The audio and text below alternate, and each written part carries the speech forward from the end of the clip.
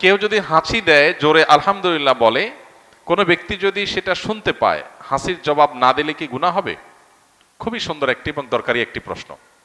ইসলাম আমাদেরকে অত্যন্ত দারুণ শিষ্টাচার শিখিয়েছে এবং সামাজিক এবং পরম সৌজন্যতা বোধ সম্পন্ন মানুষ হতে শিখিয়েছে।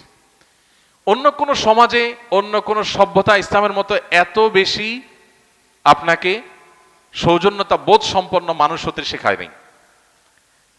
যেমন কেউ যদি আপনাকে সালাম দেয় আসসালামু আলাইকুম ওয়া রাহমাতুল্লাহ, আল্লাহ বলেছেন ওয়াইদা হুয়্যিতুম বিতাহিয়্যাতিন ফাহাইয়ু বিআহসানা মিনহা আও রুদ্দুহা, তোমাদেরকে কেউ যদি কোনো ভাষায় অভিবাদন জানায়, সালাম জানায়, তাহলে তুমি সে যতটুকু দিয়ে তোমাকে অভিবাদন দিয়েছে, সৌজন্যতা ভদ্রতার খাতিরে তিনি তোমাকে সালাম দিয়ে দোয়া করেছে, তুমি চুপচাপ থাকতে পারো না, তোমাকেও জবাব দিতে হবে পাল্টা।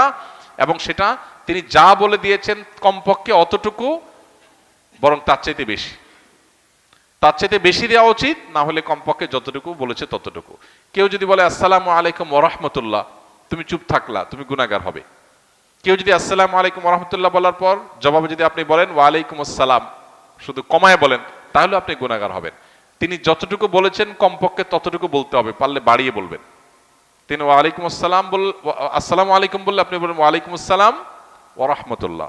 তিনি যদি বলেন আসসালামু আলাইকুম ওয়া রাহমাতুল্লাহ, তাহলে আপনি বলবেন কি? ওয়া আলাইকুম আসসালাম ওয়া রাহমাতুল্লাহি ওয়া বারাকাতুহু।